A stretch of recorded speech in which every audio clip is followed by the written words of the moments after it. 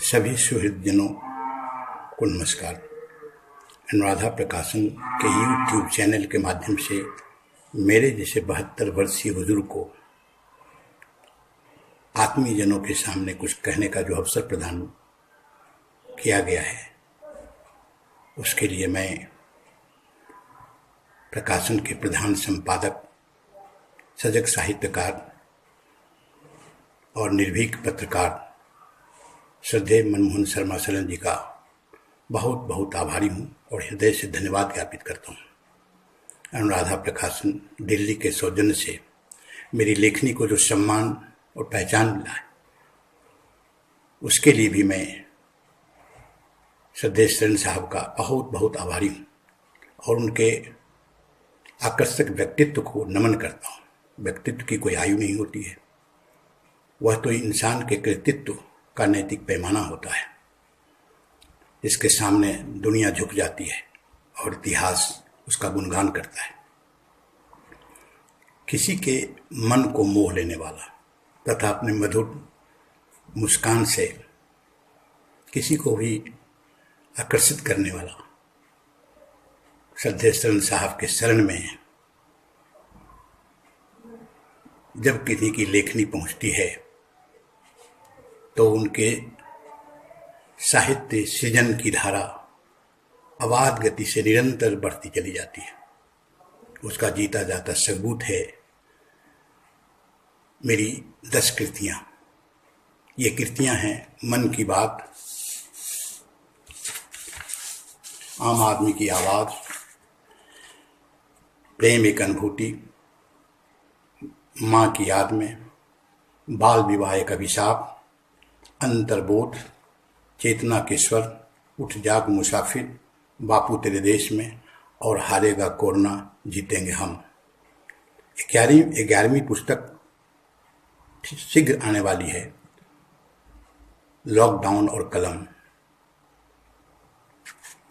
इन कृतियों का बहुत बड़ा श्रेय हमारे शरण साहब को है। जब मैं पहली बार मन की बात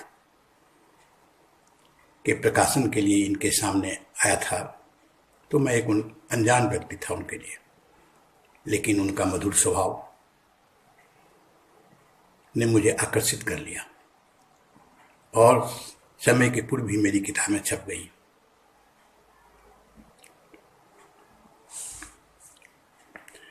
ये सब ईश्वर की कृपा है, माँ शारदे की कृपा और प्रेरणा के कारण ही ये सब मेरे द्वारा हुआ है। मेरा अपना कुछ नहीं।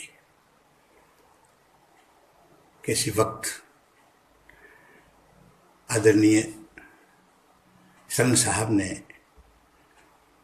मेरी निराशा को देखकर कहा था, प्रभु कृपा कछु दुर्लभ नहीं। ये बात सही साबित हुई। 150वीं गांधी जयंती के शुभ अवसर पर मेरी कृति बापू तेरे देश में, जिसका लोकार्पण 2 महान संतों परम पूज्य मुरारी बापू और पूज्य मनोज अवस्थी जी के कर कमलों द्वारा हुआ।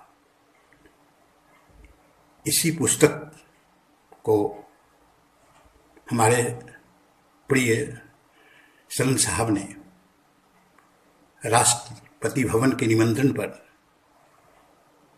भारत के राष्ट्रपति महामहिम श्री रामनाथ कोविंद जी के कर कमलों में गुलदस्ता के साथ भेंट किया। यह मेरी लेखनी का सौभाग्य है। मैं अपने को बहुत सौभाग्यशाली मानता हूँ और ये अनुराधा प्रकाशन की भी बहुत बड़ी उपलब्धि है। आदरणीय शरण साहब का अथक साहित्य साधना, दृढ़ संकल्प और जागरूकता के कारण ही अनुराधा प्रकाशन राष्ट्रीय पाक्षिक समाचार पत्र उत्कर्ष एवं उसका न्यूज पोर्टल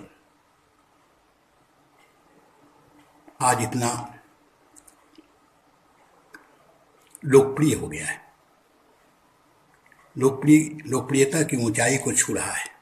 एक एक आदमी जो हिंदी साहित्य से जुड़ा हुआ है, अनुराधा प्रकाशन को सम्मान की नज़र से देखता है।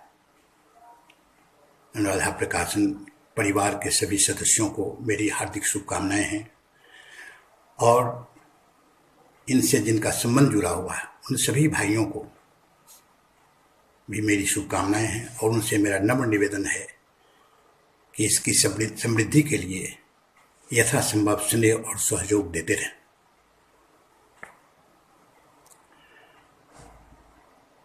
श्रद्धेय सन साहब के व्यक्तित्व से प्रभावित होकर मैंने 4 पंक्तियां लिखी हैं, लेकिन उसके पूर्व मैं उनके अपनापन को देखकर गीता का एक श्लोक याद आता है, जैसे भगवान कृष्ण ने अर्जुन से कहा था, सर्वधर्मान परित्यज्य मामेकं शरणं व्रज।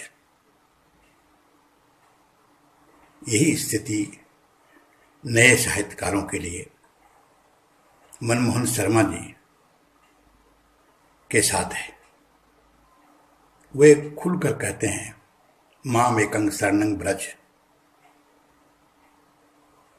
उन्हीं से संबंधित 4 पंक्तियां हैं। इंसान से इंसान की प्यारी जिंदगी कहती है, शुभ कर्म करने वालों को सारी दुनिया पूजती है। मनमोहन शर्मा शरण की अनुकरणीय कृतियां भी हिंदी के पुजारियों को भी यही सुसंदेश देती है। आजकल संपूर्ण विश्व, हमारा प्यारा देश भारतवर्ष कोरोना के कहर से जूझ रहा है। दूसरी तरफ चीन की चालबाजी से भी परेशान हम लोग हैं। मेरी चंद पंक्तियां हैं। हार जाएगा कोरोना और जीतेंगे हम, उसे हराने को हर हिंदुस्तानी को है दम। कोरोना के साथ हम चीन को भी हराएंगे, एक एक हिंदुस्तानी का यही है दृढ़ प्रण। जय भारत, जय हिंद, जय हिंदी।